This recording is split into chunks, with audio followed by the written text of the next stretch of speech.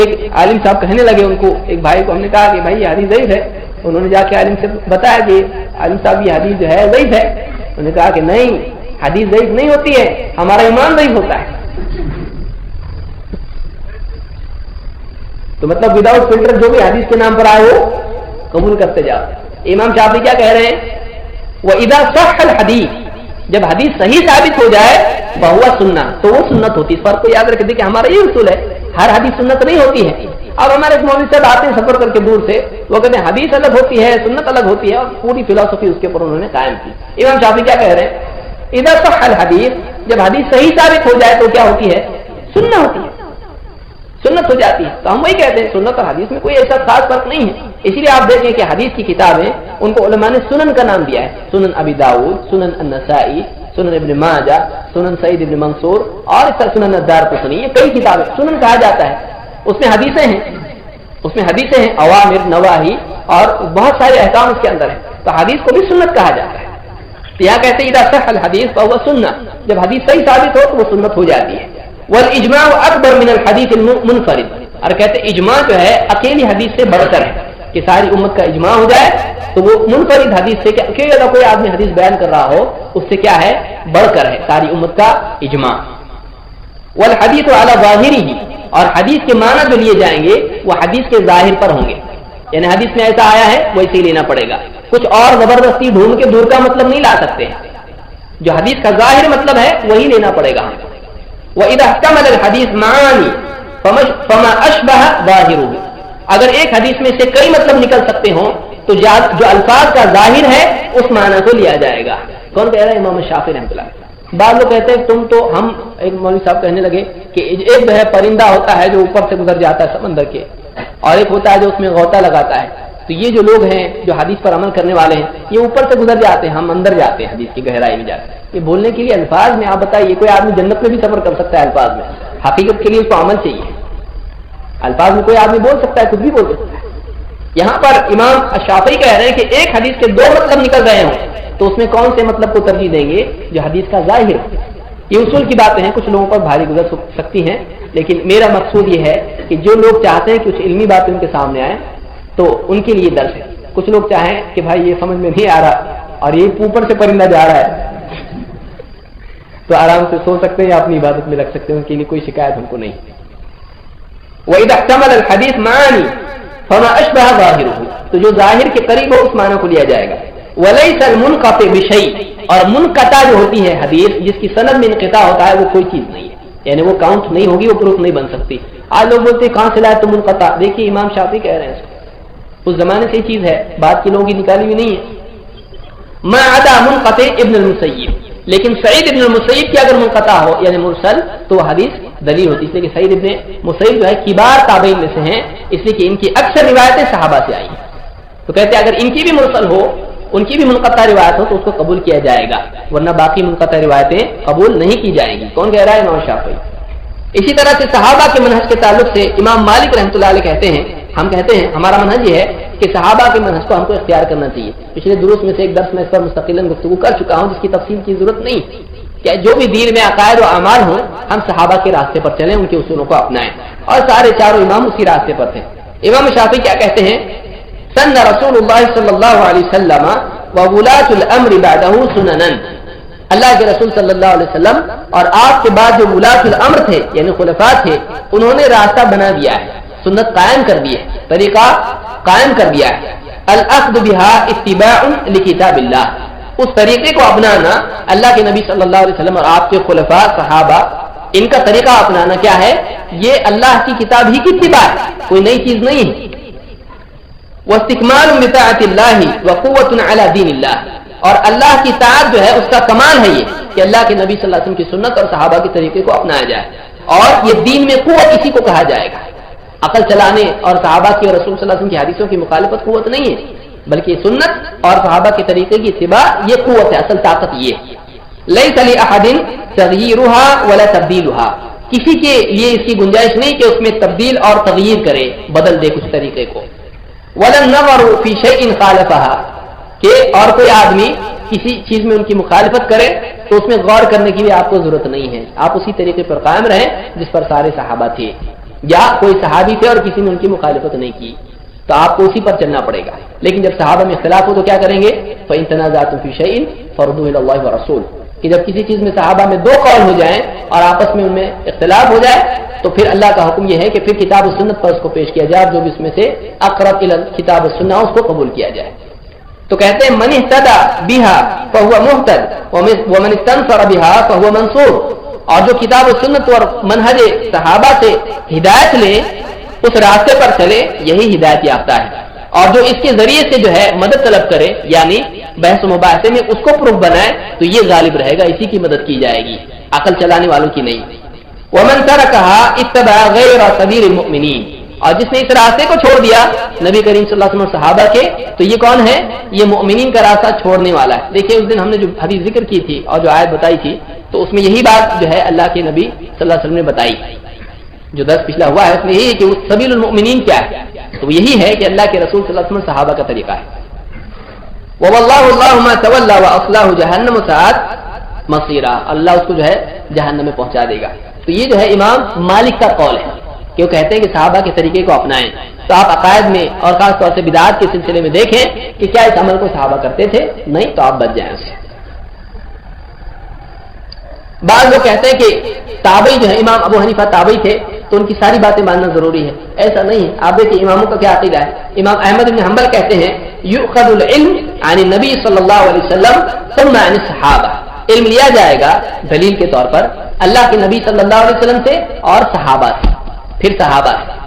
फ़इन lump यकुन फ़हुवा फ़ी ताबिईन मुख़य्यर, और अगर न नबी से मिले न सहाबा से मिले तो ताबईन के अक़वाल में से आदमी मुख़य्यर है, जिसका कौल चाहता है ले सकता है। यानी ऐसा नहीं कि जिसका कौल यानी पसंद आता हो ले, मतलब ये है कि उसमें जबर नहीं है कि सारे ताबईन का या फुला फुला ताबईन का मानना पड़ेगा। फिर अब वो आजाद है, अब उसको देखना पड़ेगा कि किताब सुन्नत की रोशनी में किसकी बात सही साबित होती है, फिर उसको लेना पड़ेगा। इसी तरह से इल्म कलाम जो फिलॉसफी है कि अल्लाह की सिफात क्या है, जौहर हैं या क्या है, मुनफसिल है और क्या मुत्तसिल है क्या, इस तरह की बहसें बहुत सारे लोगों ने अल्लाह के बारे में निकाली, जो कि न सिर्फ ये कि बिदअत है बल्कि बाद औक़ात इंसान को कुफ्र तक ले जाती है। एक मसला मसलन कि अल्लाह कहाँ है, लोगों ने कहना शुरू किया, फिलॉसफी आप देखिए, न आलम में है न आलम से खारिज है, न आलम से मुत्तसिल है न आलम से मुनफसिल है, न तहत है नीचे है, न फौक है, न यमीन है न शिमाल, न अमाम न खल्फ, कहीं नहीं अल्लाह, न दाएं न बाएं, न आगे न पीछे, न ऊपर न नीचे, न आलम से जुड़ा हुआ न आलम से अलग, न आलम में न आलम से खारिज। उलमा ने कहा, अहले सुन्नह वल जमाअह ने, इससे अच्छी और क्या तारीफ हो सकती है कि कोई चीज नहीं है बताने के लिए। कोई चीज नहीं है बताने के लिए कैसा बता सकता है इंसान? न आलम में है न बाहर है, न आलम से जुड़ी हुई, न मुत्तसिल न मुनफसिल, न ऊपर न नीचे, न दाएं न बाएं, न आगे न पीछे, किधर नहीं, तो फिर है किधर? है ही नहीं। हालांकि आप देखें अल्लाह के नबी सल्लल्लाहु अलैहि वसल्लम के जमाने में आपने एक औरत से बांदी से पूछा ऐन अल्लाह, अल्लाह कहाँ है? उसने आसमान की तरफ इशारा करके कहा फिस समा, ऊपर है, आसमान पर है। आपने पूछा मन अना, मैं कौन हूं? कहा अंता रसूल अल्लाह, आप अल्लाह के रसूल हैं। आपने उन सहाबी से कहा अतिकहा फइन्हा मुमिना, इसको आजाद कर दो, ये ईमान वाली है। तो अल्लाह के रसूल सल्लल्लाहु अलैहि वसल्लम तो जान रहे हैं कि अल्लाह ऊपर है, और ये जो हजरात हैं इल्म कलाम वाले, फिलोसफी वाले, वो कहते हैं कि अल्लाह को ऊपर बोलना गलत है, अल्लाह हर जगह है। हर जगह वाला अकीदा इस्लाम का अकीदा नहीं है, हर जगह का अकीदा इस्लाम का अकीदा नहीं है। वरना आपको इसीलिए बाद उलमा ने पूछा कि जो लोग कहते हैं अल्लाह हर जगह है, उनसे आप पूछिए कि मरियम के पेट में भी अल्लाह थे क्या, और बुत में भी अल्लाह है क्या, और बुत कदे में भी अल्लाह है क्या, सब तरफ अल्लाह है, तो भी वो क्या गलत कर रहा है? जब अल्लाह बुत में भी है तो बुत की इबादत करने वाला क्या गलत कर रहा है? इसमें अल्लाह है, बुत अल्लाह हर जगह है ना, इसमें भी तो गलत क्या कर रहा है?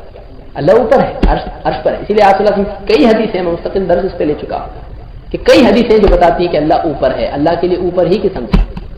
खैर, इल्म कलाम के बारे में इमाम अश-शाफ़िई कहते हैं लअन यब्तली अल-मर्उ बिकुल्लि मा नहा अल्लाहु अन्हु मा अदा शिर्क बिही खैरुम मिन अन-नज़र फिल कलाम, कि आदमी शिर्क के सिवा हर गुनाह में, गंदगी में लथपथ हो जाए, ये उसके लिए बेहतर है इससे कि वो इल्म कलाम में पढ़े। फिलोसफी जिसको कहते हैं, अल्लाह के बारे में फिलोसफी, तो कहते हैं कि अल्लाह के बारे में इस चीज में पढ़ने से अच्छा ये है कि कोई आदमी शिर्क के सिवा सारे गुनाह जितने भी हैं, चोरी, जिना, ये वो, झूठ, कत्ल, गारदरी, सब में लथपथ हो जाए, ये बेहतर है इससे कि एक आदमी علم کلام میں. کیوں؟ اس لیے کہ کہتے ہیں فإني والله اطلعت من اهل الكلام على شيء ما ظننته قط. اس لیے کہ اللہ کی قسم اہل کلام میں سے، علم کلام والوں کی زبان سے میں نے ایسی باتیں سنی ہیں کہ میرے گمان میں بھی ایسی باتیں نہیں تھی. اللہ کے بارے میں ایسی شان میں گستاخی کرتے ہیں. تصوف کے بارے میں صوفی دیکھیے امام شافعی کیا کہتے ہیں. حلیۃ الاولیاء میں ابن سعد نے قول ذکر کیا ہے امام شافعی رحمہ اللہ کا. کہتے ہیں لو ان رجلا عاقلا تصوف لم يأتي الظهر حتى يصير احمق. ایک آدمی اگر صبح کے وقت میں اگر صوفی بن جائے تو ظہر کا وقت آنے سے پہلے وہ بے وقوف بن جائے گا، اس کی عقل چلی جائے گی. صبح صوفی بن گیا، ظہر آنے تک اس کی عقل چلی جائے. کون کہہ رہا ہے؟ امام شافعی رحمۃ اللہ علیہ فرما رہا ہے. کیوں؟ اس لیے کہ تصوف میں آزادی ہو جاتی انسان کے لیے کتاب و سنت سے، پھر عقل چلاتا ہے. اور آپ جانتے ہیں کہ کتاب و سنت سے ہٹ کر عقل کیا ہے؟ جہل اور بے وقوفی. کتاب و سنت سے ہٹ کر عقل کیا ہے؟ جہالت ہے.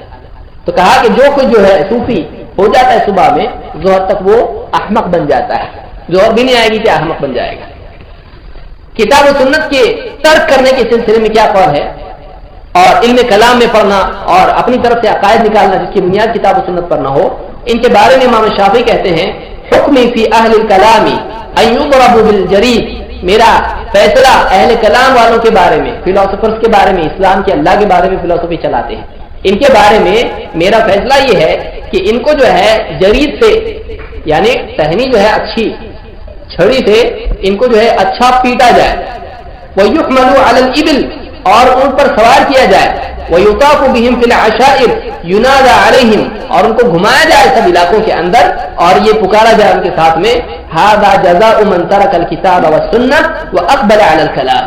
یہ بدلہ ہے اس آدمی کا، یہ جزا ہے اس کی جو کتاب و سنت کو چھوڑے اور علم کلام میں پڑھے. آج بھی آپ دیکھیں مدارس میں علم کلام پڑھایا جاتا ہے.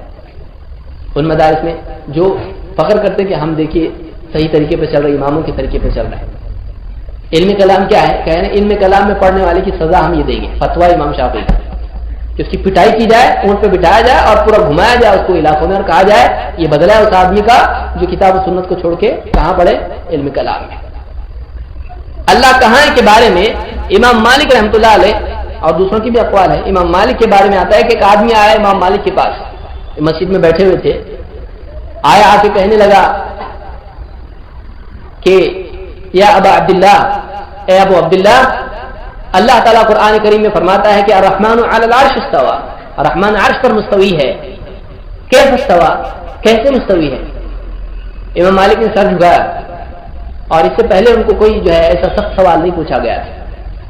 پھر اس کے بعد سر اٹھایا تو پیشانی پر جو ہے پسینہ تھا اور اس کے بعد انہوں نے جو جواب دیا، کیا جواب دیا؟ کہا کہ الاستواء معلوم والکیف مجہول والایمان به واجب والسؤال عنه بدعہ وما اراک الا مبتدعا. استواء معلوم ہے، اس کا علم ہم کو ہے کہ قرآن میں ہے. اللہ نے کہا اللہ عرش پر مستوی ہوا، الاستواء معلوم. والکیف، کیسے استواء کیا اللہ نے عرش پر، کیسے مستوی ہوا ہم نہیں. والکیف مجہول، اس کی کیفیت ہم کو نہیں معلوم ہے. والایمان به واجب، اور اس پر ایمان لانا واجب ہے. کیوں؟ اللہ نے جس کی خبر دی اس کا انکار نہیں کیا جا سکتا ہے، اس پر ایمان واجب ہے. والسؤال عنه بدعہ، اور اس کے بارے میں گہرائی میں پوچھ تاچھ کرنا کہ کیسے اللہ عرش پر قائم ہوا، قیامت کے دن اللہ کیسے ایسا کرے گا، کیسے کلام کرے گا، کیسے کرے گا. تو اللہ کی صفات کے بارے میں کیسے، کیفا ولما، یہ علماء پسند نہیں کرتے تھے. کہا کہ والسؤال عنه بدعہ، اور اس کے بارے میں استواء کے بارے میں ڈیٹیل میں ایسا پوچھنا یہ بدعت ہے. کیوں؟ صحابہ نے نہیں پوچھا، اللہ نے نہیں پوچھا. وما اراک الا مبتدعا، اور مجھ کو تو ایسا لگتا ہے کہ تو بدعتی ہے. اور اس کو بولا نکل باہر میں. وَأَمَرَ أَن يُخْرَجْ، اور حکم دیا کہ اس کو باہر نکالو مسجد کے، کیونکہ یہ پورا گڑبڑ کرے گا، یہ بدعت پھیلانے والا ہے. اب سوچئے کہ ان کا عقیدہ ہے کہ اللہ کی صفات کے بارے میں کیفا کیفا کیفا کیسے نہیں کہا جائے گا. جو اللہ نے کہا اس کو مان لو. اللہ عرش پر ہے، مان لو. اللہ سمیع ہے، بس سمیع سنتا ہے. بصیر ہے، دیکھتا ہے. علیم ہے، جانتا ہے. اللہ نے کلام کیا موسیٰ علیہ السلام سے، کیا. یہ نہیں کہ کیسے کرا نہیں، اللہ نے کرا، کوئی ضرورت نہیں آپ کو. اللہ نے کیا کلام، بس. اللہ نے کلام کیا، موسیٰ علیہ السلام نے سنا اس کو. بعض لوگ کہتے ہیں کہ دیکھیے علم کلام بہت بڑی مصیبت ہے. یہ فلسفی ہے جو یونان سے گھسی ہے اسلام کے اندر. علم کلام جو ہے اس کے سلسلے میں یعنی انہوں نے کیا کہا، موسیٰ علیہ السلام نے جو ہے کلام کیا، اللہ تعالیٰ نے کلام کیا موسیٰ علیہ السلام سے، تو کہتے ہیں کہ موسیٰ علیہ السلام کے دل میں بات آئی، دل میں بات آئی موسیٰ علیہ السلام کی، اور سنا نہیں انہوں نے. تو یہ علم کلام جو ہے یہ باطل ہے، یہ فلسفی ہے، لیکن حقیقی عقیدہ یہ ہے کہ اللہ تعالیٰ نے کلام کیا موسیٰ علیہ السلام سے اور سنا موسیٰ علیہ السلام نے اس کو سنا. اسی لیے آپ دیکھیے موسیٰ علیہ السلام سے اللہ تعالیٰ پوچھ رہا ہے وَمَا تِلْكَ بِيَمِينِكَ یَا موسیٰ، اور موسیٰ علیہ السلام جواب دے رہے ہیں. موسیٰ علیہ السلام جواب دے رہے ہیں. تو اگر کلام نہیں ہے تو پھر جواب کس کا دے رہے ہیں؟ جواب کس کا دے رہے ہیں؟ لیکن معتزلہ وغیرہ نے جو ہے ان کا انکار کر دیا، کہا نہیں، وہ ازل سے کلام تھا، موجود تھا، معانی موجود تھے، صوت نہیں تھی اس میں، آواز تھی کہ نہیں تھی، اللہ نے جب کلام. بےہودہ باتیں جو ہے اس میں پڑ گئے لوگ. لیکن سلف کا طریقہ صحابہ کا کیا تھا؟ اللہ نے موسیٰ علیہ السلام سے کلام کیا، اس کو مان لیا، بس اللہ نے کلام کیا. تو یہاں جو ہے یعنی علم کلام کے بارے میں یہ فیصلہ ہے امام الشافعی کا، اور اسی طرح سے امام مالک کا بھی قول ہے استواء کے سلسلے میں. اسی طرح سے امام مالک رحمۃ اللہ علیہ فرماتے ہیں اللہ فی السماء وعلمہ فی کل مکان لا یخلو منہ شیء. اللہ تعالیٰ آسمان پر ہے اور اس کا علم ہر جگہ ہے اور اس کے علم سے کوئی جگہ خالی نہیں ہے، ہر جگہ کا علم اس کو ہے. لیکن اللہ کہاں ہے؟ آسمان پر ہے، اوپر ہے اللہ تعالیٰ. اس کو یہ امام مالک کا عقیدہ ہے. اسی طرح سے دین میں اپنی رائے سے کلام کرنے کے سلسلے میں امام ابو حنیفہ رحمۃ اللہ علیہ فرماتے ہیں ایاکم والقول فی الدین فی دین اللہ تعالی بالرأی. خبردار، اللہ کے دین میں اپنی رائے سے کچھ کہنے سے بچو.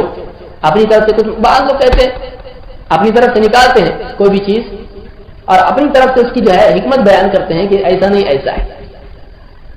لیکن آپ دیکھیے کہ امام ابو حنیفہ رحمۃ اللہ علیہ فرما رہے ہیں کہ خبردار، اللہ کے دین میں اپنی رائے سے کچھ کہنے سے بچو. علیکم باتباع السنہ فمن خرج عنها ضل. تم پر اتباع سنت لازم ہے، اس لیے کہ جو سنت سے باہر نکل گیا وہ گمراہ ہو گیا. تو امام شافعی کس کی اتباع کے لیے کہہ رہے ہیں؟ رائے کی اتباع. امام ابو حنیفہ رائے کی اتباع کے لیے کہہ رہے ہیں یا سنت کی اتباع کے لیے کہہ رہے ہیں؟ تو یہی دعوت ہماری ہے، یہی ہم کہہ رہے ہیں. اسی طرح سے امام ابو حنیفہ رحمۃ اللہ علیہ طلب حدیث کے سلسلے میں کیا کہتے ہیں؟ بعض لوگ بولتے ہیں نا حدیث جنگل ہے. ہمارے مولوی صاحب کہنے لگے، دور سے آتے ہیں وہ سفر کر کے، کہنے لگے حدیث آگ کی طرح ہے. دیکھو آگ پہ روٹی اس پہ پکائی جاتی ہے، آگ سے فائدہ اٹھایا جاتا ہے لیکن آگ پہ چلا نہیں جاتا ہے. کتنی شاندار بات ہے. ہاں بتائیے، بولتے اسی لیے کہتے ہیں کہ حدیث سے فائدہ تو اٹھایا جاتا ہے لیکن حدیث پہ چلنا جو ہے، کوئی چلتا ہے آگ پہ تو حدیث پہ چلنا ہے اسی جیسے آگ پہ چلنا. تو پھر چاروں امام کے بارے میں کیوں کہتے ہیں بھائی یہ آگ پہ چلنا ہے؟ یعنی آپ بتائیے کیا حدیث کی مثال اس علم کی جس کو آپ کو دے کر اللہ نے بھیجا ہے؟ اللہ کے نبی صلی اللہ علیہ وسلم فرماتے ہیں کہ جس علم کے ساتھ اور ہدایت کے ساتھ اس کو اللہ نے بھیجا ہے اس کی مثال بارش کی طرح ہے. بخاری مسلم کی حدیث ہے، آپ جانتے ہوں. یہاں مولوی صاحب کیا کہہ رہے ہیں؟ اس کی مثال آگ کی طرح ہے. آپ بتائیے آگ کو پانی بجھاتا ہے، یہ ایک دم الٹی مثال ہے. ایسا نہیں ہے، بلکہ یعنی یہ جو علم ہے اللہ کے نبی صلی اللہ علیہ وسلم کا، اس پہ سنت پر چلنا ویسا نہیں جیسے آگ پہ چلنا ہے. آگ پر پاؤں سے چلتے، سنت پر پاؤں سے چلنے کے لیے کہا جا رہا ہے. دونوں میں فرق ہے. سنت پر چلنے کا مطلب یہ ہے کہ اپنی زندگی میں سنتوں سے زندگی کو آراستہ کیا جائے، عمل آدمی سنتوں پر کرے، اصول اپنی سنتوں سے لے. تو یہاں پر جو ہے طلب حدیث کے سلسلے میں امام ابو حنیفہ رحمۃ اللہ علیہ کیا کہتے ہیں؟ بعض لوگ ہوتے ہیں حدیث سے مت پوچھو، اب خالی فتوے پوچھو.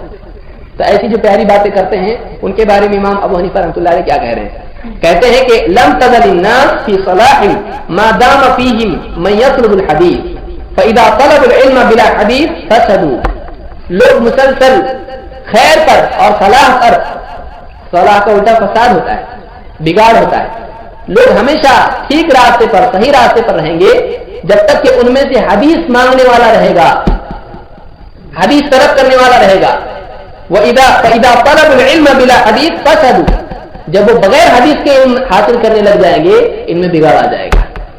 کون کہہ رہا ہے؟ امام ابو حنیفہ رحمۃ اللہ علیہ کہہ رہے ہیں کہ جب ان کے اندر لوگوں میں علم حاصل کریں گے لیکن حدیثوں کے بغیر تو ان میں کیا آ جائے گا؟ فساد آ جائے گا. اور یہی وجہ ہے کہ آپ دیکھ رہے ہیں لوگ پاؤں چوم رہے ہیں لوگوں کے، یہاں تک کہ لوگ جو ہے گھوڑے پہ، پونا میں ہے باہر گھوڑے پہ، گھوڑا اس سے چھوٹا گھوڑا، میں بھی ٹھہر کے ایک مرتبہ دیکھا ہوں. کیا ہے دیکھنا تو صحیح، فیمس ہے پونا میں گھوڑے پیر. تو ایک گھوڑا ہے، لکڑی کا ہے، کہے کا ہے معلوم نہیں، اتنا نزدیک جانے کی اتھارٹی نہیں ہم لوگوں کو، اور اس کے نیچے چھوٹا گھوڑا ہے، پیر ہے وہ. آپ بتائیے جب امت آزاد ہو جائے گی اور کتاب و سنت سے دور ہو جائے گی تو جانوروں کی جس پر سواری کی جاتی ہے اس کی عبادت کرنے لگ جائے گی. بتائیے, گھوڑے کو اپنا معبود بنائے گی اور اس کی جو ہے تعظیم کرے گی ایسی. تو کسی نے وہ گھوڑا لے لیا, اب شیعہ نے وہ گھوڑا لے لیا حسین رضی اللہ تعالیٰ کا, یہاں سنی بھی ایک قدم پیچھے رہیں گے, وہ ہمارے پاس بھی گھوڑا پی رہے ہیں. تو کہتے ہیں کہ جب وہ حدیث کے بغیر علم طلب کریں گے تو کیا ہوگا, ان میں فساد آ جائے گا. ہم یہی کہتے ہیں کہ ایک آدمی علم حاصل کرے تو دیکھے کہ احادیث میں کیا ہے, وہ حدیثوں کا علم حاصل کرے تو مجرم ہو جاتے ہیں, جو کہ امام ابو حنیفہ رحمۃ اللہ علیہ کا قول ہے. امام کی مانتے نہیں, امام کی مانتے نہیں, فروع میں امام کی مانتے ہیں, وہ بھی پورا نہیں, اور اصول میں پورا کا پورا چھوڑ دیا امام صاحب کو. ہم کہتے ہیں اصول میں بھی ماننا پڑے گا, فروع میں بھی ماننا پڑے گا, اور فروع میں جب اختلاف ہوگا ان کا سنت سے تو انہی کے قول کے مطابق اس قول کو ہم چھوڑ دیں گے. اسی لیے امام ابو حنیفہ رحمۃ اللہ علیہ فرماتے ہیں کہ اذا صح الحدیث فهو مذهبی, جب حدیث صحیح ثابت ہو جائے تو وہی میرا مذہب ہے. بعض لوگ امام ابو حنیفہ کے زمانے میں صحیح اس کا مسئلہ نہیں تھا, یہ کیا بول رہے ہیں. اذا صح الحدیث, جب حدیث صحیح ثابت ہو جائے تو پھر میرا مذہب وہی ہوتا ہے. یعنی میرا اصول یہ ہے کہ جب صحیح حدیث ہو تو میں اس پر اپنا مذہب یا فتویٰ قائم کرتا ہوں. کہہ رہے اذا صح الحدیث فهو مذهبی. رد المختار کے, رد المختار بغیر خاص کے بغیر نقطے کے, رد المختار کے حاشیے میں ابن عابدین نے لکھا ہے, جس کو شامی کہتے ہیں, شامی کے اندر یہ لکھی ہوئی چیز ہے. امام شافعی کا بھی یہی قول ہے, کہتے اذا صح الحدیث فهو مذهبی, جب حدیث صحیح ثابت ہو جائے تو وہی میرا مذہب ہے, وہی میرا فتویٰ ہے. واذا صح الحدیث فاضربوا بقول الحائط, جب حدیث ثابت ہو جائے, صحیح ثابت ہو جائے تو میرے قول کو دیوار پر مارو. کون کہہ رہا ہے؟ امام شافعی رحمۃ اللہ علیہ. یعنی میرا کوئی قول حدیث کے مقابل میں تم کو مل جائے اور حدیث صحیح ثابت ہو جائے تو پھر میرے قول کو دیوار پر دے مارو. یہ امام شافعی رحمۃ اللہ علیہ کہتے ہیں. احمد بن حنبل رحمۃ اللہ علیہ کیا فرماتے ہیں؟ کہتے ہیں امام شافعی نے کہا, قال الشافعی, کیونکہ استاد امام شافعی, انتم اعلم بالاخبار الصحاح منا, اے احمد تم ہم سے زیادہ جانتے ہو کہ صحیح خبریں کیا ہیں, یعنی صحیح روایتیں کون سی ہیں. فاذا كان خبر صحیح فاعلمني حتى اذهب الیہ, تو کوئی صحیح حدیث اگر تمہارے پاس ہو تو مجھ کو بتاؤ یہاں, اس لیے کہ اس کے ملنے کے بعد میں اس کی طرف جاؤں, یعنی اس کا فتویٰ دوں. یعنی امام احمد بن حنبل شاگرد ہیں, امام شافعی سے کہہ رہے ہیں کہ احمد تم زیادہ جانتے ہو مجھ سے صحیح حدیثوں کو, تو تم مجھ کو بتاؤ صحیح حدیث جب بھی تمہارے پاس کوئی آئے مجھ کو بتاؤ تاکہ میں اس کے مطابق فتویٰ دوں. کوفی کان او بصری او شامی, کوفی ہو, بصری ہو یا شامی حدیث ہو, کوفہ کی حدیث ہو یا شام کی ہو یا بصرہ کی ہو, یہ علاقے ہیں, کہیں سے بھی وہ حدیث آئی ہو, کسی بھی علاقے کی حدیث ہو, ضروری نہیں کہ مدینہ کی ہو, مکہ کی ہو, کسی بھی علاقے کی حدیث ہو, بشرطے کہ وہ کیا ہو, خبر صحیح, صحیح حدیث ہو, تو مجھ کو بتاؤ تاکہ میں اس کے مطابق فتویٰ دوں. ہم بھی کہتے ہیں کہ آج جو صحیح حدیثیں ہیں ان کے مطابق فتویٰ ہونا چاہیے, ضعیف حدیث پہ فتویٰ نہیں ہونا چاہیے. کس کا قول ہے یہ؟ امام شافعی کا قول ہے. اسی طرح سے ان کا قول ہے, یعنی ان کے ساتھی کہتے ہیں, ایک شخص نے ان سے پوچھا امام شافعی سے کہ متا روی, یعنی کہتے ہیں تأخذ بهذا الحدیث یا ابا عبداللہ, ایک حدیث ان کے سامنے ذکر کی گئی اور کہا کہ آپ کا فتویٰ اس حدیث کے مطابق ہے, یعنی یہ حدیث تو ہم نے سنی, ٹھیک ہے حدیث ہے, لیکن آپ کیا بولتے ہو, آپ کا فتویٰ کیا ہے, کہ یہی فتویٰ ہے آپ کا جو حدیث میں ہے؟ امام شافعی رحمۃ اللہ نے کہا کہ متا رویت عن رسول اللہ صلی اللہ علیہ وسلم حدیثا صحیحا ولم آخذ به فاشهدکم ان عقلی قد ذهب, اگر میں تم سے کوئی جب بھی حدیث بیان کروں اللہ کے نبی صلی اللہ علیہ وسلم کی اور فتویٰ اس سے ہٹ کے کچھ اور دوں تو میں اس کا گواہ بنتا ہوں تمہارے لیے کہ یہ بات یاد رکھو اور جان لو کہ اس وقت میں سمجھ لینا کہ میری عقل ختم ہو گئی ہے. یعنی میں حدیث بیان کروں اور فتویٰ کچھ اور دے دوں تو میں گواہ ہوں, خود امام شافعی کہہ رہے ہیں اپنے اوپر میں گواہ ہوں کہ اس بات کو جان لینا کہ میری عقل ختم ہو گئی, ان عقلی قد ذهب, میری عقل چلی گئی سمجھو. بلکہ اسی طرح سے حمیدی کہتے ہیں کہ ایک حدیث روایت کی امام شافعی نے ایک حدیث بیان کی تو کہتے ہیں میں نے پوچھا فقلت اتأخذ به, آپ کا یہ فتویٰ ہے کیا؟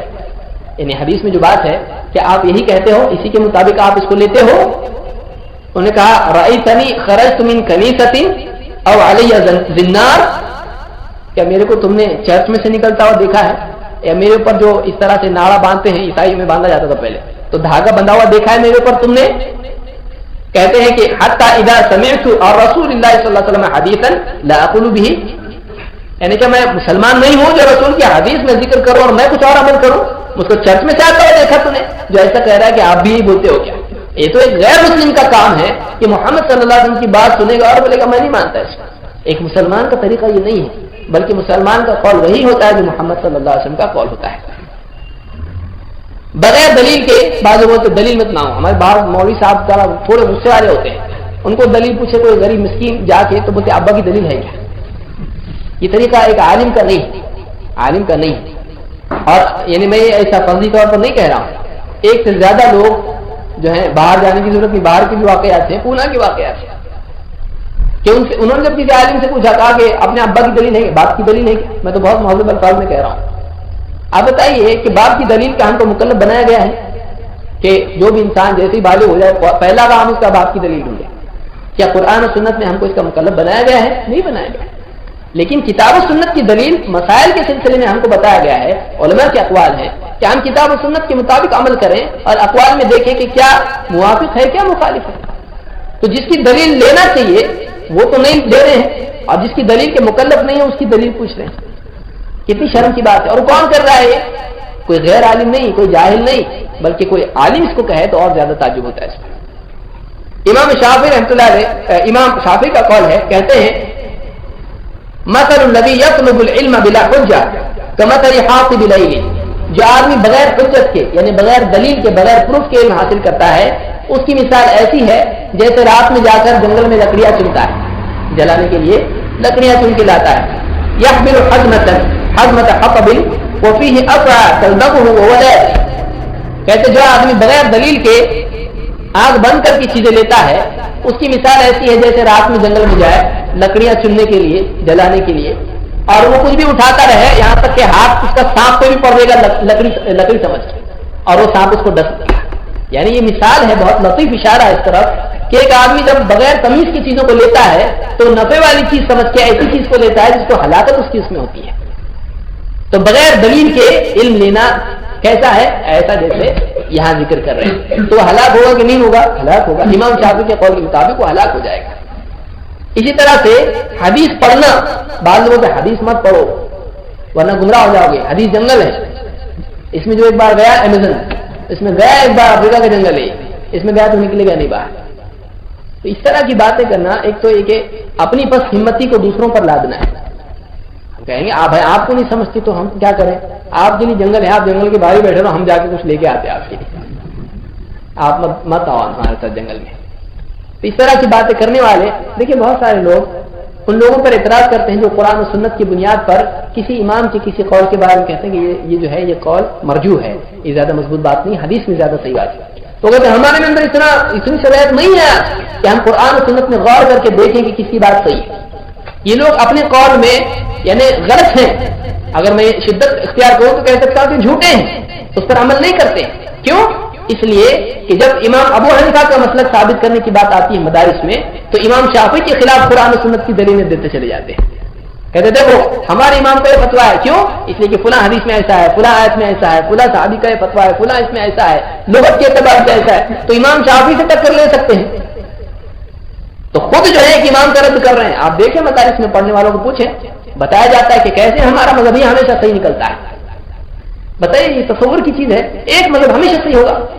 بیچارے امام شافعی ہمیشہ غلطی کرے، امام مالک بھی ہمیشہ فالٹی، امام احمد بھی ہمیشہ غلطی کی ہے، ان کو بھی سوجی نہیں، ان کو بھی سوجی نہیں، ان کو بھی سوجی نہیں. ہمیشہ امام ابو حنیفہ کی بات صحیح ہوتی ہے. مدارس میں کیا جاتا ہے الا ماشاء اللہ جس میں روز روشن کی طرح جو ہے روز روشن کی طرح غلط ثابت ہو جائے وہاں کہتے ہیں ہاں ہمارا مسئلہ مرجوح ہے. ورنہ اکثر مسائل میں کیا جاتا ہے ہمارے مسئلہ صحیح ہے چاہے کچھ بھی ہو جائے. تو یہ صحیح نہیں ہے، یہ اس کو تعصب کہتے ہیں، اس کو تعصب کہتے ہیں. صحیح طریقہ اور عمل یہ ہے کہ ایک آدمی دیکھے جس کی دلیل قوی اس کی بات کرے. اور ہم خود گھر میں بیٹھ کے نہیں کریں گے، بلکہ بڑے بڑے علماء ہیں جنہوں نے کر دیا، بتا نہیں ان کا قول صحیح نہیں، ان کا قول صحیح ہے. کیوں؟ اس لیے کہ ایسا ایسا ایسا بڑے بڑے علماء نے کیا ہے. تو یہاں پر جو ہے حدیث کے پڑھنے کے بارے میں امام شافعی رحمۃ اللہ علیہ فرماتے ہیں قراءۃ الحدیث خیر من صلاۃ التطوع. حدیث کا پڑھنا نفل نماز سے افضل ہے. حدیث کا پڑھنا کیا ہے؟ یعنی وہ اتنی تعظیم کر رہے ہیں حدیث کی کہ کہتے ہیں نفل نماز سے بھی بڑھ کر ہے. اس لیے کہ خود اللہ کے نبی صلی اللہ علیہ وسلم کی حدیث ہے کہ یعنی زائد علم جو ہے، زائد علم یہ بہتر ہے زائد عبادت سے. زائد فضل العلم احب الی من فضل العبادہ، کہ علم کی زیادتی میرے نزدیک زیادہ محبوب ہے عبادت کی زیادتی سے. یعنی نقل علم میرے نزدیک زیادہ محبوب ہے نقل عبادت سے. یہ حدیث ہے جس کو اللہ کے نبی صلی اللہ علیہ وسلم نے بیان کیا ہے. اسی طرح سے احادیث کی تحقیق، بعض لوگ کہتے ہیں حدیثوں کو چیک مت کرو. امام مالک رحمۃ اللہ علیہ فرماتے ہیں اعلم انه فساد عظیم ان يتكلم الانسان بكل ما يسمع. میں اس بات کو جانتا ہوں، یا صحیح طور پر کہا جائے علم، کہ یہ بہت بڑا فساد ہے. جان لو اس بات کو کہ بہت بڑا فساد ہے، بگاڑ ہے کہ ایک آدمی ہر سنی ہوئی بات کو بیان کرنے لگ جائے. یعنی یہ بھی حدیث سنا، وہ بھی حدیث سنا، جو سنتا ہے اس کو نقل کرتا ہے، تحقیق نہیں کرتا ہے کہ صحیح ہے کہ نہیں. ادھر سے کچھ سن لیا، ادھر سے کچھ سن لیا، دیکھتا نہیں کہ دلیل کے مطابق ہے یا دلیل کے مخالف ہے. تو یہ کیا ہے؟ یہ فساد ہے. اسی طرح سے سنت کے تعلق سے امام شافعی رحمۃ اللہ علیہ کا قول ہے، کہتے ہیں اجمع المسلمون على ان من استبانت له سنة عن رسول الله صلی اللہ علیہ وسلم لم يحل له ان يدعها لقول احد. کہ مسلمانوں کا اجماع ہو چکا ہے اس کے اوپر. اجماع کس پر ہوا ہے؟ اس بات پر اجماع ہوا ہے کہ جس آدمی کے سامنے سنت واضح ہو جائے اس کے لیے حلال نہیں ہے کہ کسی اور کسی فلاں اور فلاں کے قول کی وجہ سے اس سنت کو چھوڑ دے. یعنی سنت واضح ہونے کے بعد بڑے سے بڑے کسی کے بھی قول کی وجہ سے اس سنت کو چھوڑا نہیں جا سکتا ہے. سنت سنت ہے، اس لیے کہ نبی کی بات سے بڑھ کر کسی کی بات نہیں ہو سکتی ہے. تو کسی کے قول کی وجہ سے سنت چھوڑ دیں، ہم نہیں کر سکتے. آج کیا کر رہے ہیں؟ بولتے ہیں ہاں اپنے دن سنت ہے، لیکن ہمارے امام کا فتویٰ ہے کہ نہیں کرنا چاہیے، اس لیے نہیں کرنا چاہیے. سنت ہے، ہم مانتے ہیں. آپ بتائیے کسی کے قول کی وجہ سے نبی کی سنت چھوڑی جائے گی، یہ کتنی شرم کی بات ہے، کتنی شرم کی بات ہے. غالب کون رہا؟ نبی یا غیر نبی؟ غالب غیر نبی رہا. اسی طرح سے تقلید کے سلسلے میں، کسی کی ساری باتوں کو مان لینے کے سلسلے میں امام شافعی ہی کہتے ہیں، اس لیے کہ اکثر اقوال امام شافعی جو ہے انہوں نے بہت سختی سے ان چیزوں کا رد کیا ہے. آپ دیکھیں کہتے ہیں کل ما قلته فكان من رسول الله صلی اللہ علیہ وسلم خلاف قولی مما صح فهو اولى ولا تقلدوني. ہر بات جو میں نے ذکر کی ہے، میری ہر بات جس میں رسول اللہ صلی اللہ علیہ وسلم کا قول میری بات کے خلاف ہو تو وہ قول زیادہ حقدار ہے کہ تم اس کو لو اور تم میری ہرگز تقلید مت کرو. تقلید سے منع کیا ہے کس نے؟ امام شافعی نے اپنی تقلید سے منع کیا. کس چیز میں؟ جس میں کہا کہ میرا قول نبی صلی اللہ علیہ وسلم کے قول سے ٹکرا ہے، تو اس میں تم کو نہیں ماننا ہے میرے قول کو، زیادہ بہتر یہ کہ نبی کے قول کو لو. امام احمد کہتے ہیں لا تقلدنی. امام ابو داؤد نے ان سے پوچھا تو انہوں نے امام ابو داؤد رحمہ اللہ سے کہا لا تقلدنی ولا تقلد مالکا ولا الشافعی ولا الاوزاعی ولا الثوری وخذ من حیث اخذوا. میری تقلید مت کرو، نہ امام مالک کی تقلید کرو، نہ شافعی کی، نہ اوزاعی کی، نہ ثوری کی. وہاں سے لو جہاں سے انہوں نے لیا ہے. کون کہہ رہا ہے؟ امام احمد بن حنبل. نہ میری تقلید کرو نہ مالک کی، ایک جو ہے یعنی جہاں سے انہوں نے لیا وہاں سے تم بھی لو، جہاں سے انہوں نے لیا وہاں سے تم بھی لو. اسی طرح سے امام احمد کہتے ہیں حدیثوں کو رد کر دینے کے سلسلے میں، کہتے ہیں کہ من رد حدیث رسول اللہ صلی اللہ علیہ وسلم فهو على شفا هلكة. جو اللہ کے نبی صلی اللہ علیہ وسلم کی حدیث رد کر دے تو وہ ہلاکت کے کنارے آ کے کھڑا ہو گیا ہے، یعنی وہ ہلاکت میں پڑنے والا ہے، وہ ہلاکت میں پڑنے والا ہے. اسی طرح سے امام شافعی رحمۃ اللہ علیہ فرماتے ہیں اذا وجدتم في كتابي خلاف سنة رسول اللہ صلی اللہ علیہ وسلم. اگر میری کتاب میں تم کو کوئی بات رسول اللہ صلی اللہ علیہ وسلم کی سنت کے خلاف ملتی ہے فقولوا بسنة رسول اللہ صلی اللہ علیہ وسلم ودعوا ما قلت. تو تم میری بات کو چھوڑ دو اور تم اسی کے مطابق کہو جیسا کہ نبی کریم صلی اللہ علیہ وسلم کی سنت ہے. میری بات کو چھوڑ دو. کون کہہ رہا ہے؟ امام شافعی. کب؟ جب نبی صلی اللہ علیہ وسلم سے ٹکرائے. ایک روایت میں ان کا قول ہے فاتبعوها ولا تلتفتوا الى قول احد. کہتے تم سنت کی اتباع کرو، حدیث کے اوپر چلو، لیکن سنت پر چلو، لیکن اور کسی کے قول کی طرف دھیان مت دو. ولا تلتفتوا الى قول احد. کسی کے بھی قول کی طرف دھیان مت دو. اسی طرح سے امام ابو حنیفہ رحمۃ اللہ علیہ فرماتے ہیں اذا قلت قولا يخالف كتاب الله تعالى وخبر الرسول صلی اللہ علیہ وسلم فاتركوا قولي. کہ جب میں کوئی ایسا قول ذکر کروں کہ جو اللہ کی کتاب اور رسول اللہ صلی اللہ علیہ وسلم کی خبر کے خلاف ہو تو تم میرے قول کو چھوڑ دو. کون کہہ رہا ہے؟ امام ابو حنیفہ رحمۃ اللہ علیہ. کہ اللہ کی کتاب اور رسول اللہ صلی اللہ علیہ وسلم کی سنت کے خلاف ہو، آپ کی حدیث کے خلاف ہو، خبر کے خلاف ہو، میرا قول چھوڑ دو اور نبی صلی اللہ علیہ وسلم کی سنت کو لے لو. اسی طرح سے امام ابو حنیفہ رحمہ اللہ سے پوچھا گیا کہ اذا قلت قولا وکتاب اللہ یخالف. جب آپ کا کوئی قول ہو اور اللہ کی کتاب اس کے خلاف ہو تو قال اتركوا قولی بکتاب اللہ. اللہ کی کتاب کے مقابلے میں میرے قول کو چھوڑ دو. امام ابو حنیفہ کہہ رہے ہیں. فقیل اذا كان خبر الرسول يخالفه، اگر آپ کے قول کے خلاف اللہ کے رسول صلی اللہ علیہ وسلم کی خبر ہو، حدیث ہو، قال اتركوا قولي بخبر رسول اللہ صلی اللہ علیہ وسلم، رسول اللہ صلی اللہ علیہ وسلم کی خبر یعنی حدیث کے مقابلے میں میرا قول چھوڑ دو. فقیل اذا كان قول الصحابہ يخالفه، آپ کے قول کے خلاف صحابہ کا قول ہو، قال اتركوا قولي بقول الصحابہ، میرے قول کو چھوڑ دو صحابہ کے قول کے مقابلے میں. یہ کون کہہ رہا ہے؟ امام ابو حنیفہ رحمۃ اللہ علیہ، جس کے حکم ہے امام ابو حنیفہ کے احکام ہے. لوگ مانتے ہیں اس کو، ان کو ذکر نہیں کیا جاتا ہے، خالی رفع الیدین اور ہاتھ ناک کے نیچے باندھ، اور صرف یہی باتیں انہوں نے بتائی ہے. یہ تو اصول ہیں جن کے تابع بات سے سارے فتوے، یہ اصل اصول ہیں. اسی طرح سے امام مالک کہتے ہیں انما انا بشر اخطی و اصیب، میں بشر ہوں، میری بات صحیح بھی ہوتی ہے اور خطا بھی ہوتی ہے. فانظروا فی رأیی، میری رائے میں میرے فتوے میں غور کرو. فکل ما وافق الکتاب والسنہ فخذوہ، ہر بات جو میں نے کہی ہے وہ کتاب و سنت کے موافق ہو اس کو قبول کرو. وکل ما لم یوافق الکتاب والسنہ فاترکوہ، میری ہر بات جو کتاب و سنت کے موافق نہیں ہے اس بات کو چھوڑ دو. یعنی کتاب و سنت کی موافق ہم کیا کہہ رہے ہیں؟ کوئی نئی بات کہہ رہے ہیں، ہم اماموں کو چھوڑو کہہ رہے ہیں. بعض لوگ سمجھتے ہیں لوگ امام کو چھوڑ دو، بولتے کیوں؟ اس لیے کہ یہ چھوڑو بولتے ہیں، یہ مت کرو وہ مت کرو، سنت پہ چلو، تو کہہ رہے اماموں سے دور ہٹا رہے ہیں. آپ بتائیے امام ابو حنیفہ اپنے سے دور ہٹا رہے ہیں؟ نہیں، کہہ رہے ہیں میری بات کتاب و سنت کے مطابق ہے تو لو، اگر مخالف ہے تو مت لو.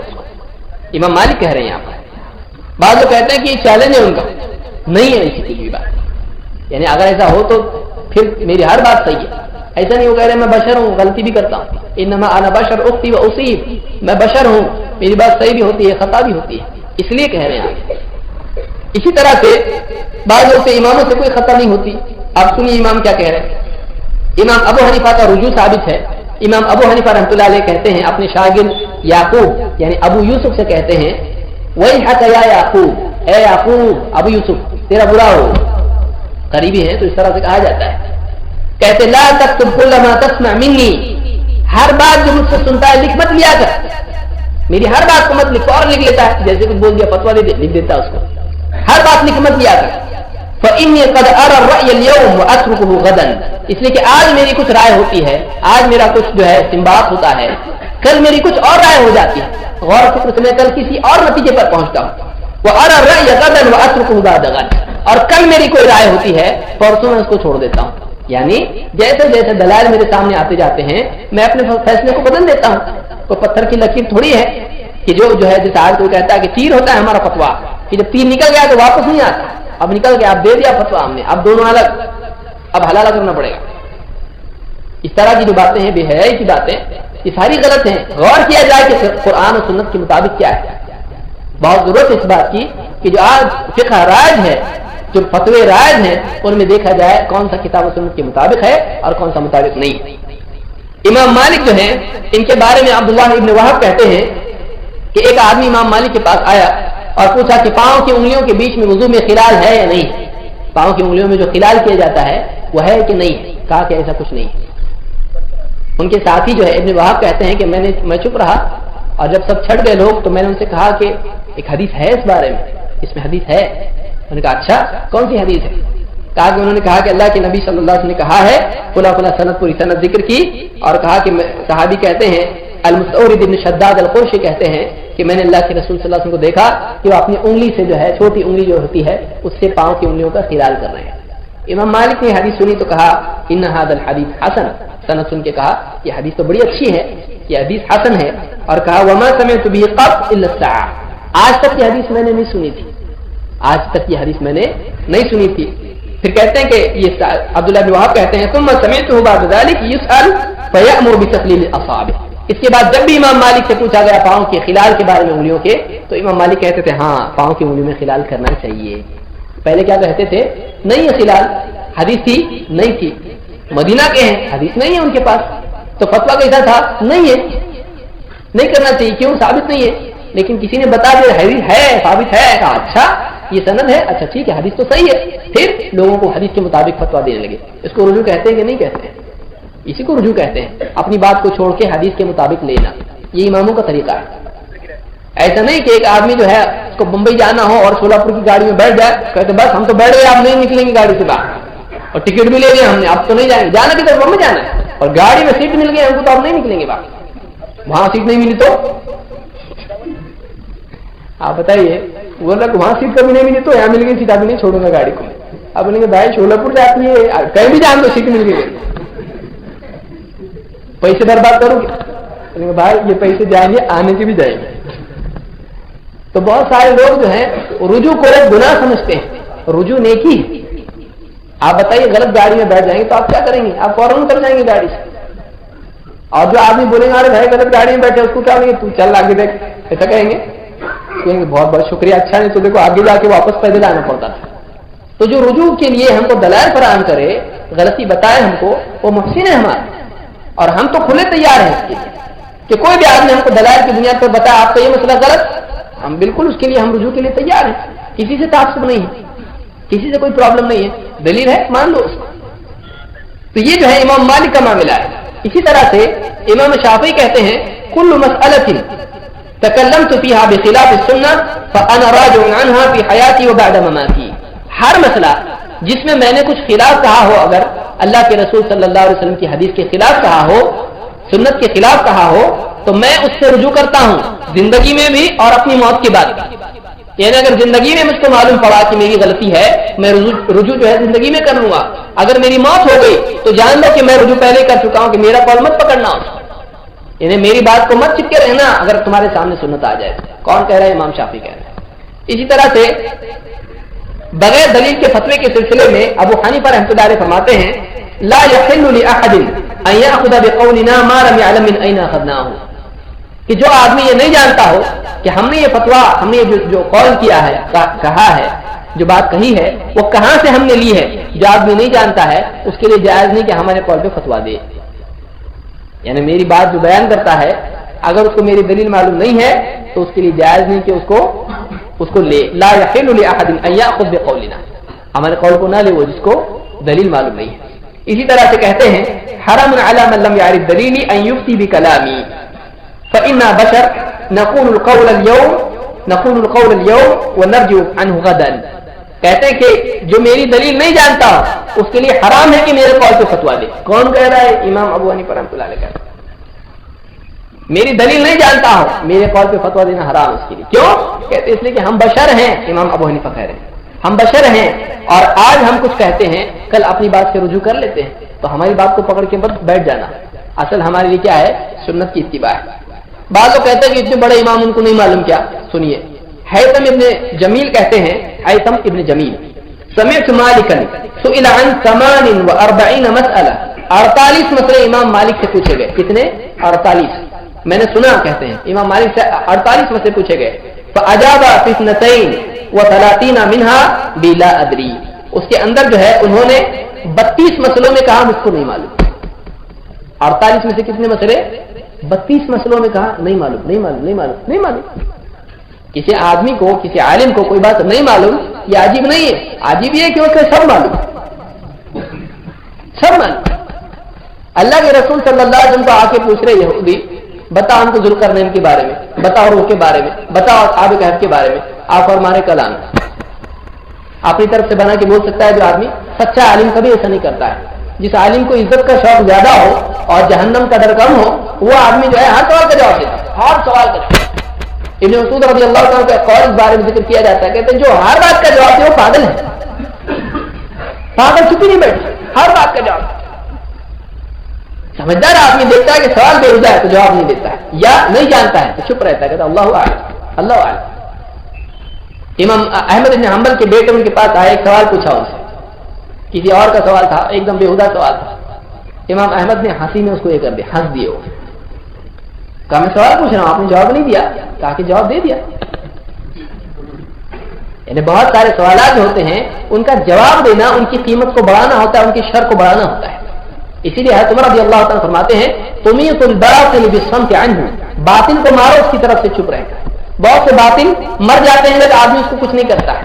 اس لیے آپ دیکھیں بہت سارے لوگوں کو ہیرو بنا دیتے ہیں مسلمان.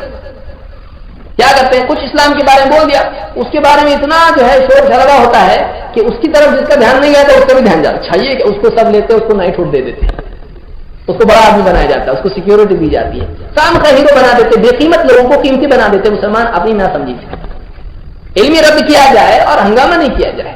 علمی ایسا رد کیا جائے کہ ریڑھ کی ہڈی ٹوٹ جائے. علمی رد.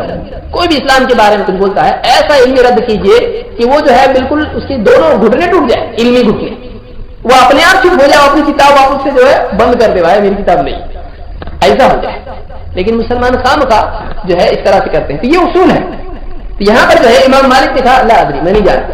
ابن وہب کہتے ہیں, عبداللہ بن وہب جو امام مالک کے شاگردوں میں سے ہیں, کہتے ہیں لو شئت ان املا الواحی من قول مالک لا ادری لفعلت, اگر میں چاہوں تو اپنی جو ہے الواح جو لکھنے کی تختیاں ہوتی ہیں لا ادری کئی مسائل میں امام مالک نے کہا میں پوری بھر دیتا ہوں اس کو, اتنی مرتبہ نہیں جانتا کہا, کیونکہ جو اللہ سے ڈرتا ہے وہ کیا کہتا ہے نہیں جاننے کے وقت میں لا ادری, نہیں جانتا. ایک جو ہے یعنی آدمی ایک قبیلے کی طرف سے دور سے سفر کر کے آیا, علاقے والوں نے اس کو بھیج جاؤ اتنے سوال پوچھ کے آؤ. امام مالک کے پاس آیا اور سوالات پوچھے, کچھ کا جواب دیا, انہوں نے کچھ کا نہیں دیا. انہوں نے کہا یہ باقی سوال کا کیا کروں میں, وہ لوگوں نے پوچھنے کے لیے بھیجا ہے مجھ کو یہاں پہ, ان کو جا کے کیا جواب دوں, انہیں جواب دو. کہا تم کو جا کے کہہ دو کہ مالک نے اپنی جہالت کا اقرار کر لیا, نہیں معلوم بول دیا, ختم. نہیں معلوم تو کیا, اب وہاں سے آیا دور سے کر کے بنا کے دوں, کیا کریں بتائیے. انہیں کوئی عالم ایسا کہ اچھا نہیں معلوم لیکن اچھائی سے آئے گا, ٹھہرو بیٹھو, سوچ سوچ کے پھر بنا کے جاؤ, یہ صحیح ہے. آپ بتائیے جو ہے امام اور یہ بڑے بڑے امام ہیں, ان کا طریقہ یہ ہے لا ادری نصف العلم, یہ مشہور مقالہ ہے علماء کے بیچ میں, نہیں جانتا کہنا آدھا علم ہے. اس لیے کہ علم کے دو حصے ہیں, ایک علم کی معلومات اور دوسرے اللہ کا ڈر. اسی لیے اللہ نے کہا انما یخشى اللہ من عبادہ العلماء, اللہ سے اللہ کے بندوں میں وہی ڈرتے ہیں جو علم والے. تو علم کے دو حصے ہیں, ایک جاننا, ایک دوسرے اللہ سے ڈرنا. تو لا ادری نصف العلم, نہیں جانتا وہی آدمی کہہ سکتا ہے جس کو عزت سے زیادہ جو ہے ڈر آخرت کا ہو, اللہ کا. اس کے دل میں ڈر ہی نہیں, کچھ بھی بولنا شروع کر دے گا, بولے ہاں ایسا اس روایت میں ایسا بھی آیا ہوا ہے, کچھ بھی بول دے گا اپنی طرف سے. اس میں دو قول ہیں, اس میں دو قول ہے, ایک قول یہ بھی ہے زبردستی کچھ بھی, حالانکہ کچھ بھی نہیں ہے ایسا, تو جھوٹا عالم ہے ایسا جو کرتا ہو. اللہ تعالیٰ سب کی حفاظت فرمائے اس طرح کی غلطیوں سے. اسی طرح سے بدعات کے سلسلے میں امام شافعی رحمۃ اللہ علیہ فرماتے ہیں كان مالك اذا جاءه بعض اهل الاهواء قال اما اني على بينة من ديني واما انت فشاذ اذهب الى شاذ مثلك فخاصمه. تو بدعتی جو ہے, بدعتیوں میں عام طور سے مزاج ہوتا ہے بحث و مباحثے کا, شکوک و شبہات ہوتے ہیں. کسی بدعتی کے پاس دلیل نہیں ہوتی ہے, اس کے پاس شک ہوتا ہے, ایسا ہوتا تو ایسا ہوتا, ویسا ہوتا تو ویسا ہوتا. تو بدعتی کے علامات علماء نے کہا ہے کہ ان کی علامات میں سے یہ ہے کہ ان کے پاس دلیل نہیں ہوتی ہے, ان کے پاس شک و شبہات ہوتے ہیں. اس لیے اکثر ایتھیسٹ کے پاس ڈاؤٹس ہوتے ہیں, پروفس نہیں ہوتے. جو اللہ کو نہیں مانتے ہیں وہ تو اللہ ہوتا تو ایسا ہونا چاہیے تھا, ویسا ہونا چاہیے, شک ہے, وہ کنفیوژن ہے. لیکن جو علم والا ہوتا ہے اس کے پاس دلیل ہوتی ہے, وہ ٹھوس بات پر قائم رہتا ہے. امام شافعی کہتے ہیں کہ امام مالک کے پاس جب کوئی بدعتی آتا اور کہتا چلو بحث کریں گے, تو امام مالک کہتے دیکھو میں دلیل پر قائم ہوں اور تم شک پر قائم ہو, تو ایک کام کرو, جو تمہارے جیسا شک میں مبتلا ہے اس سے جا کے بحث کرو, مجھ کو کوئی ضرورت نہیں. بعض ہمارے ساتھیوں کو کیا ہوتا ہے کہ ویلکم, خام خادم نہیں بحث کرنا چاہتا, اس کے بھی گلے پڑ کے اس کو بحث کریں. بحث کرنے سے آدمی جنگ جیت جاتا ہے, آدمی کھو دیتا ہے, اس کو اچھی طرح یاد رکھیں. بحث مباحثے کا انجام کیا ہے, آپ جیتے, آپ کو لوگ کندھوں پہ اٹھا لیں گے, بہت اچھا. وہ آدمی کا آپ کے پاس آئے گا, وہ گھر کو جائے گا, اس کو کیا کروں میں نیکسٹ ٹائم, وہ تہمتیں لگائے گا آپ کے اوپر. تو داعی کی کوشش یہ ہو کہ وہ مدعو کو جیتے, نہ کہ جنگ جیتے.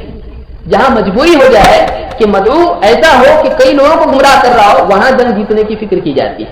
ورنہ اصل دعوت میں مقصود کیا ہوتا ہے کہ مدعو کو جیتا جائے. اور آپ دیکھیے کہ موسیٰ علیہ السلام کے واقعے میں خود نبی کریم صلی اللہ علیہ وسلم کی زندگی دیکھیں, آپ مدعو کے اوپر سب سے زیادہ دھیان دیتے تھے. جنگ جیتنے میں کوئی مطلب نہیں. اکثر اوقات آدمی اس میں تکبر بھی پیدا ہو جاتا, دیکھو میں کیسا ہوں, ہے کوئی اکھاڑے میں میرے ساتھ اترنے والا.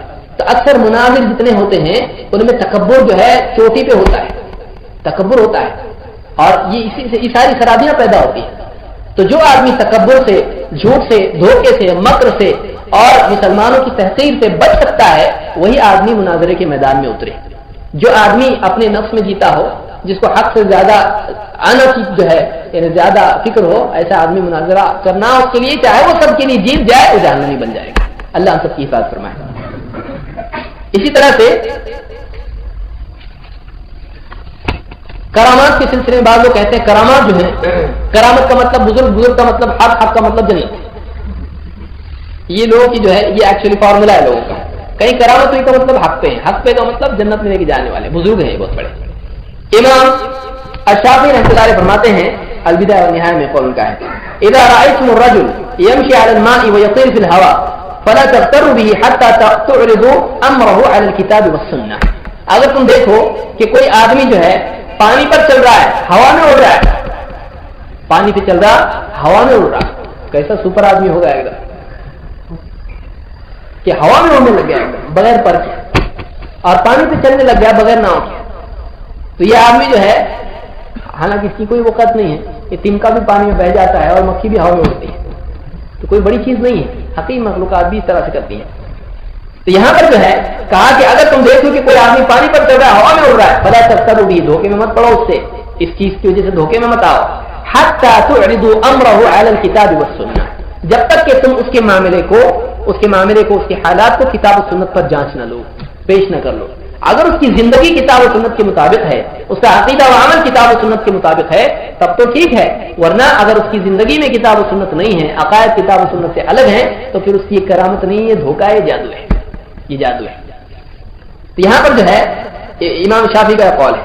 اسی طرح سے بعض لوگ میجورٹی مائنورٹی کرتے ہیں، تو اس بارے میں آپ دیکھیے کہ امام مالک کا قول ذکر کیا ہے الانصاف میں، الدہلوی نے، کہتے ہیں لا حجہ فی قول احد دون رسول اللہ صلی اللہ علیہ وسلم وان کذبوا، اللہ کے رسول صلی اللہ علیہ وسلم کے سوا کسی میں حجت نہیں ہے، چاہے جو ہے لوگ کتنے زیادہ کیوں نہ ہو جائیں، یعنی زیادہ لوگ ہو لیکن خلاف ہو رسول اللہ صلی اللہ علیہ وسلم کے، تو ان کی بات میں کوئی دم نہیں ہے، کوئی دلیل نہیں ہے، کوئی حجت نہیں ہے.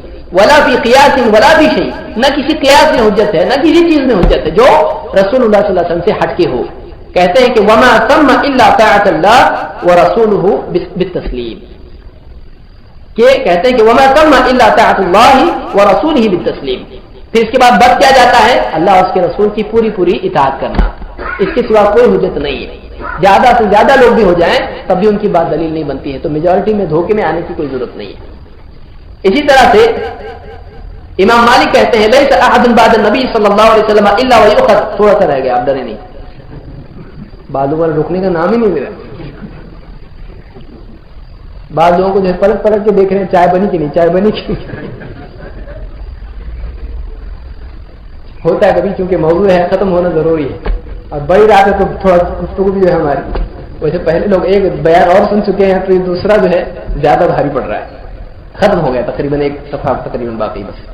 امام مالک رحمۃ اللہ علیہ کہتے ہیں کہ لیس احد بعد النبی صلی اللہ علیہ وسلم الا ويؤخذ من قوله ويترك الا النبي صلی اللہ علیہ وسلم، انسان میں سے کوئی ایسا نہیں ہے کہ جس کی کوئی بات لی جاتی ہے، کوئی بات چھوڑ دی جاتی ہے، ہر ایک ایسا ہے، کوئی بات لی جاتی ہے، کوئی چھوڑ دی جاتی ہے، صحیح تو لو، غلط تو چھوڑ دو، سوائے نبی صلی اللہ علیہ وسلم. اللہ کے نبی صلی اللہ علیہ وسلم کی کوئی بات چھوڑنے جیسی نہیں ہوتی ہے. آج آپ دیکھیں مسلمانوں کا حال کیا ہے کہ امام ہر بات لینے کی تیاری ہے، رسول ہر بات چھوڑنے کی تیاری ہے. اور زبان میں کیا کہہ رہی، زبان کیا کہہ رہی ہے، جیسے ایاک نعبد و ایاک نستعین کہہ رہے ہیں درگاہ کے اوپر فاتحہ میں اور مانگ رہے بزرگ سے، زبان کچھ عمل کچھ. نبی کا دامن نہیں چھوڑیں گے، خالی سنت چھوڑیں گے، فرض نماز چھوڑ دیں گے، خاص طور سے عصر کی جس کا خاص حکم ہے. تو آج زبان ہماری کہیں چل رہی ہے، ہمارے قلوب کہیں چل رہے ہیں، ہمارے دل اعمال کہیں چل رہے ہیں. معلوم نہیں ہم کہاں کتنی ٹکڑوں میں بٹ چکا ہے. ایک آدمی تو امت کیسے نہیں بٹے گی، ایک آدمی کتنا بٹا ہوا ہے، تو اب بتائیے پوری امت کا کیا حال ہو جائے گا. ضروری ہے کہ ہم اس میں جو ہے اپنی زندگی میں ایک اصول قائم کریں اور مان لیں اس بات کو کہ سب سے بڑی بات اللہ اس کے رسول کی ہے. دل میں مانے تو صحیح، اندھیرے میں تو مانے کم سے کم. کوئی نہیں دیکھ رہا، کام بند کر کے خود دل میں تو بولے کہ میں اللہ اس کے رسول کی مانوں گا، اور کسی کی اس کے خلاف ہو تو میرے نزدیک وہ غلط ہے. ہاں ٹھیک ہے، ڈر رہا ہے کچھ تو اور بات ہے، لیکن دل میں تو مانے اس کو، اس لیے کہ شروعات دل سے ہوتی ہے. جب انسان کا دل کسی چیز کو مان لیتا ہے تو پھر اللہ اس کے لیے راستہ بھی پیدا کر دیتا ہے. اسی طرح سے آخری قول جو ہے امام احمد بن حنبل کہتے ہیں کہ رأی الاوزاعی ورأی مالک ورأی سفیان کلہ رأی، اوزاعی کی رائے، مالک کی رائے، سفیان کی رائے، یہ ائمہ ہیں بڑے بڑے رحمہ اللہ، ان سب کی رائے بس رائے ہے. کہتے ہیں کہ وہ ہوا عندی سواء، وہ سب میرے نزدیک سب برابر ہے، سب کی باتیں میرے نزدیک برابر ہیں. وانما الحجۃ فی الآثار، دلیل تو روایات میں، یعنی آثار حدیثیں اور صحابہ کے جو ہے آثار، اصل دلیل یہ تو سب برابر، ان کی رائے ہے، لیکن اصل دلیل کیا ہے؟ انما الحجۃ فی الآثار، حجت اور دلیل بننے کی لائق کیا ہے؟ آثار ہے. اللہ تعالیٰ ہم کو سمجھ عطا فرمائے اور ہمارا یہی منہج ہے کہ عقائد میں اور اعمال میں، عبادات میں، معاملات میں، ہر چیز میں ہمارے نزدیک حجت کتاب و سنت ہے۔ پھر کتاب و سنت سے جو ہے جو مسائل ہم کو کتاب و سنت میں واضح نہیں ملتے ہیں تو اس کے بعد میں اجماع کا مرتبہ ہے کہ اجماع کو بھی ہم مانتے ہیں، قیاس کو ہم مانتے ہیں، بعض لوگ قیاس کو نہیں مانتے، قیاس کو مانتے ہیں، لیکن قیاس میں دو قیاس ہوتے ہیں، قیاس جو مطابق ہو کتاب و سنت اور اجماع کے، اور وہ قیاس جو اس کے خلاف ہو، اس خلاف والے کو ہم نہیں مانتے ہیں۔ علماء کو ہم مانتے ہیں، علماء سے پوچھتے رہتے ہیں، ان کی رہبری میں ہم دین پر عمل کرتے ہیں۔